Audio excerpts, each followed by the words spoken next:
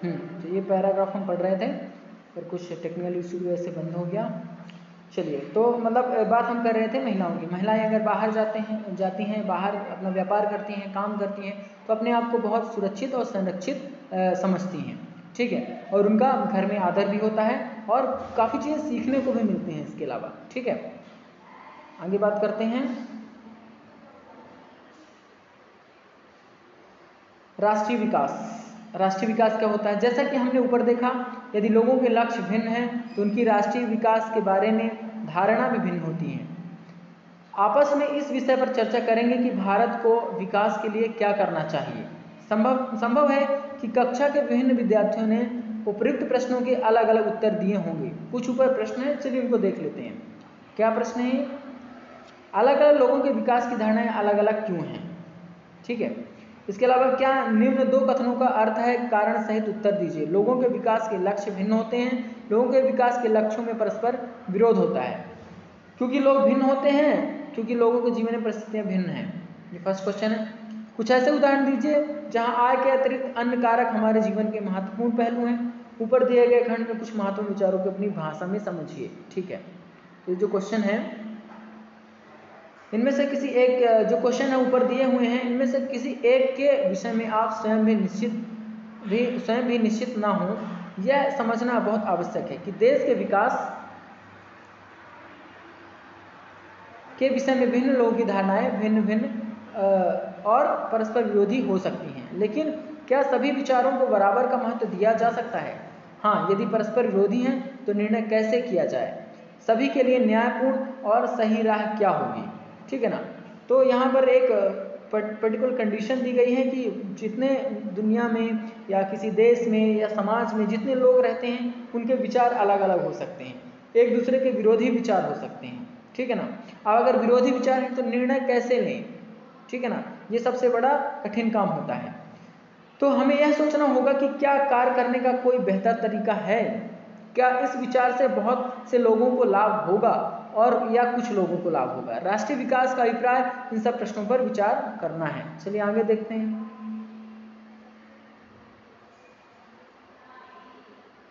आगे पढ़ते हैं हम। चलिए इसे भी पढ़ लेते हैं। आओ इन पर विचार करें। निम्नलिखित परिस्थितियों पर चर्चा कीजिए।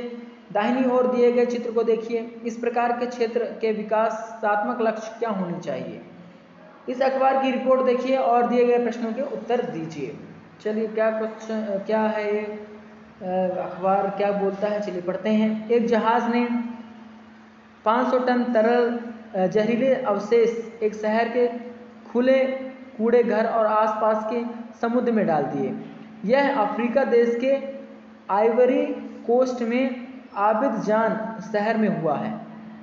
इन खतरनाक जहरीले अवशेषों से निकलने वाले धुएं से लोगों ने जी मिचलाना, चमड़ी पर ददोरे पड़ना, बेहोश होना, दस्त लगना इत्यादि की शिकायतें की। 1 महीने के बाद 7 लोग मर गए, 20 अस्पताल में भर्ती हुए और विषाक्तता के कारण 26,000 लोगों का इलाज किया गया। पेट्रोल और धातुओं से संबंधित एक बहुराष्ट्रीय कंपनी ने आइवरी कोस्ट की एक स्थानिक कंपनी को अपने जहाज से जहरीले पदार्थ फेंकने का ठेका दिया था, ठीक है। तो ये एक पेपर कटिंग है, वो यहाँ पर लगाई गई है। इसमें विचार करना है। ये आपको समस्या दी गई है, इस पर आपको विचार करना है कि इसको आप कैसे हैंडल करेंगे, ठीक है ना। क्या नंबर 1, किन लोगों को लाभ हुआ और किन को नहीं? इस देश के विकास के लक्ष्य क्या होने चाहिए? तीसरा, आपके गांव या शहर का या स्थानीय इलाके के विकास के लक्ष्य क्या होने चाहिए? यदि विकास की धारणा में भी भिन्नता और परस्पर विरोध हो सकता है तो निश्चित रूप से विकास के तरीकों में भी भिन्नता हो सकती है। अगर आप ऐसे विवाद से परिचित हों तो आप विभिन्न व्यक्तियों के तर्क जानने का प्रयास कीजिए।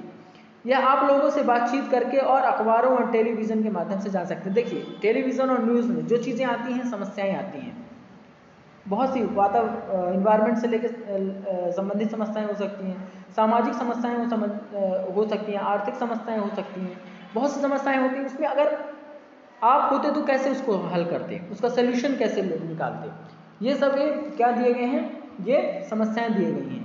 अब किसी पर्टिकुलर देश ने, किसी एक अफ्रीका के देश ने और उस कंपनी ने क्या किया, जहरीले अवशेष फेंक दिए। इससे क्या हुआ, आसपास का जो वातावरण है वो विषाक्त हुआ, कई लोग मारे गए, और जिन्होंने फेंका उन पर भी इम्पैक्ट इसका हो सकता है या हुआ ही होगा, ठीक है ना। तो आसपास का एनवायरनमेंट हमें स्वच्छ रखना है। हमारे भारत में भी स्वच्छ भारत अभियान क्यों चल रहा है, ताकि हम खुद स्वस्थ रहें, दूसरों को भी स्वस्थ रखें, ठीक है। अगर हम आज गंदगी करते हैं और कचरा फैलाते हैं, दूसरी चीज़ें करते हैं, उससे दूसरे तो होंगे ही बीमार, क्या हम नहीं बीमार होंगे, हम पर भी तो उसका असर होगा ना, और दूसरे बीमार होंगे। हम दूसरे समाज में रहते हैं, समाज के 4 लोगों से मिलते हैं, 4 लोगों के साथ मिलकर हमारी आवश्यकताएं पूरी होती हैं। तो अगर वो कोई हमारे समाज में कोई भी बीमार है, तो जैसे आज कोरोना की बात कर लें, तो एक दूसरे से बीमारियां फैलती हैं, ऐसी बीमारियां हो सकती हैं। तो इसलिए हमें भी सुरक्षित रहना है और दूसरों को भी सुरक्षित रखना है। चलिए आगे बात करें। चलिए इस वीडियो को अब यहीं समाप्त करते हैं। विभिन्न देशों और राज्यों की तुलना कैसे की जाए, इस ये जो पर्टिकुलर रिमेनिंग पॉइंट है आगे आने वाले वीडियो में हम करेंगे। आज के लिए हम इस वीडियो को यहीं समाप्त करते हैं। आप भी पढ़ते रहें, बढ़ते रहें और अच्छा सोचें और अच्छी सर्च करें गूगल में, अच्छी अच्छी चीज़ों को की शिक्षा लें। चलिए आज के लिए थैंक यू।